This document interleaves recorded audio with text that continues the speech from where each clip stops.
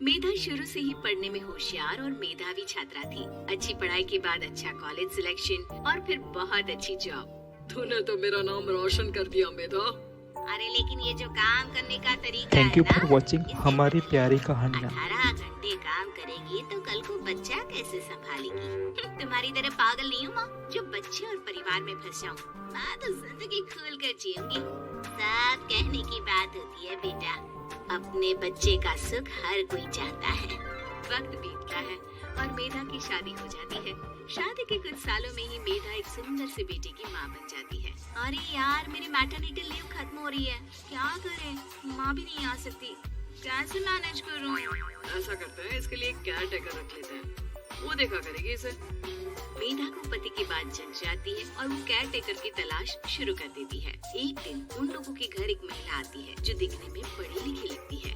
जी क्या काम है आपको? मैम मेरा नाम स्नेहा है, आपका ऐड देखा केयर टेकर का, क्या मैं आपके यहाँ काम कर सकती हूँ? हाँ क्यों नहीं, लेकिन आप तो अच्छे घर की लगती हैं, फिर नौकरी क्यों? दरअसल मेरे ससुराल वालों ने मुझे घर से निकाल दिया क्योंकि मैं माँ नहीं बन सकती और माता पिता भी नहीं है इस दुनिया में। तो अरे अरे कोई बात नहीं, तुम लक्ष्य को ही अपना बच्चा समझो और यहीं रहना, और किसी भी चीज की जरूरत हो ना तो बता देना। नेहा खुशी खुशी लक्ष्य को संभालने लगती है। रात को जब मेधा घर पर आती है, अरे क्या बात है स्नेहा, तुमने खाना नहीं खाया क्या? अरे दीदी आपका बेटा टाइम दे तब ना। अरे तो जब वो सोता है तब खा लिया करो। तब तो मैं इसके पास ही बैठी रहती हूँ।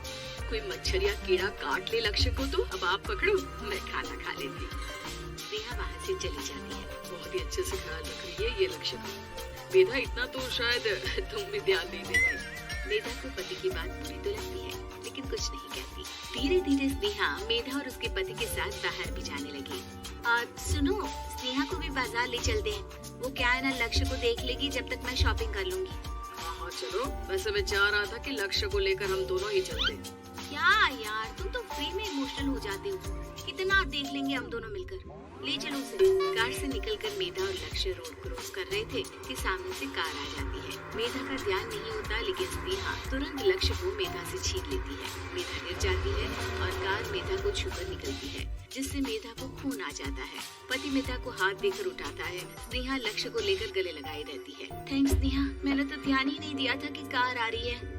स्नेहा का गुस्सा मालकिन पर टूट पड़ता है। अरे कैसी माँ है आप, अगर आज कुछ लक्ष्य को हो जाता तो मैं आपको कभी माफ नहीं करती। छोटा सा बच्चा है, उसे चोट लगती है तो पता है कितनी तकलीफ होती है।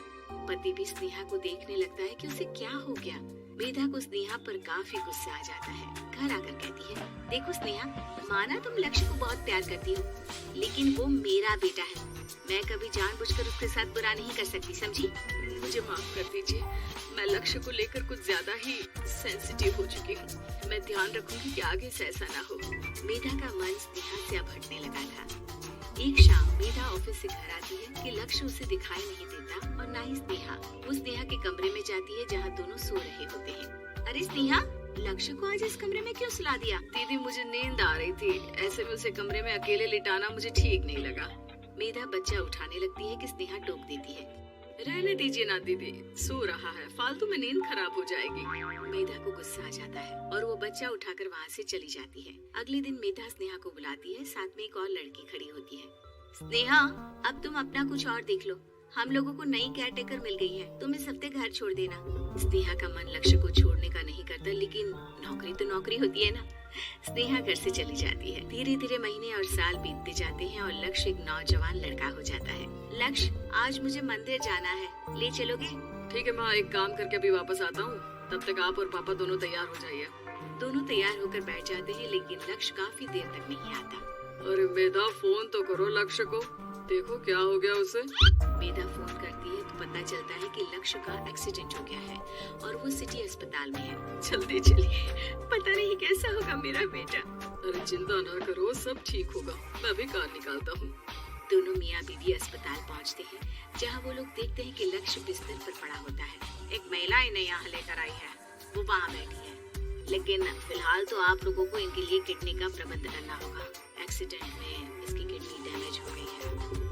मेरी ले लीजिए डॉक्टर साहब, मेरे बेटे को बचा लीजिए। नहीं नहीं, आप माँ हैं, आपकी नहीं ले सकते हैं, पिता की भी नहीं। आप किसी रिलेटिव या दोस्त से पता कर लें और हाँ थोड़ा जल्दी करें क्योंकि देर होने से मामला बिगड़ सकता है। मेधा बैठकर रोने लगती है कि वहाँ डॉक्टर आ जाते हैं। जिस औरत ने आपके बेटे को यहाँ भर्ती कराया था वो अपनी किडनी आपके बेटे को देना चाहती है। कौन है वो? कहाँ है वो? तभी वहाँ स्नेहा आ जाती है। स्नेहा तुम? मैं लक्ष्य को पहचान नहीं पाई थी, लेकिन आप लोगों को देखकर समझ गई कि ये लक्ष्य है, इसलिए वापस आ गई। मैं अपनी किडनी आपके बेटे को देना चाहती हूँ। मेरी अपनी तो कोई औलाद नहीं, लेकिन लक्ष्य में मैंने हमेशा अपना बच्चा देखा। तुम धन्य हो स्नेहा, जो इतने साल में भी लक्ष्य को भूल नहीं पाई। सही मामले में तो वो तुम्हारा ही बच्चा होगा, क्योंकि जन्म भले ही मैंने दिया हो, लेकिन आज तुम उसकी जिंदगी बचा रही हो।